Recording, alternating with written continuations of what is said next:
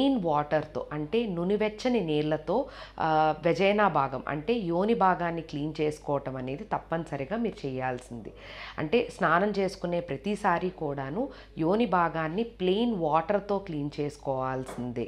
అలా కాకుండా సోపు, డెటాల్ ఇలాంటి పెరుగు లాంటివి ఎట్టి పరిస్థితుల్లో ఆ యోని భాగంలో అప్లై అనేది చేయకూడదండి. అలా కాకుండా కొంతమంది వాష్‌లు అలాంటివి వాడతారండి. వీ వాష్, లాక్టాసిడ్ వాష్ అలాంటి చాలా రకాల వాషెస్ అనేది ఉంటుంది.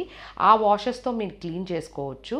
కానీ అంటే పెళ్లి కాని ఆడవాళ్ళు లేకపోతే అంటే సెక్షువల్ ఇంటర్‌కోర్స్‌లో పాల్గొనినటువంటి ఆడవాళ్ళు అంటే ఇవి వాడాల్సిన అవసరం కూడా లేదండి. సో యూజువల్‌గా పెళ్ళైన తర్వాత అంటే లైక్ సెక్షువల్ ఇంటర్‌కోర్స్‌లో పాల్గొన్న తర్వాత మాత్రమే అంటే ఆ హైమనల్ బేరియర్ అనేది ఎప్పుడైతే తొలగిపోతుందో అప్పుడు మాత్రమే ఈ వాషెస్ కూడాను ఉపయోగపడుతుంది.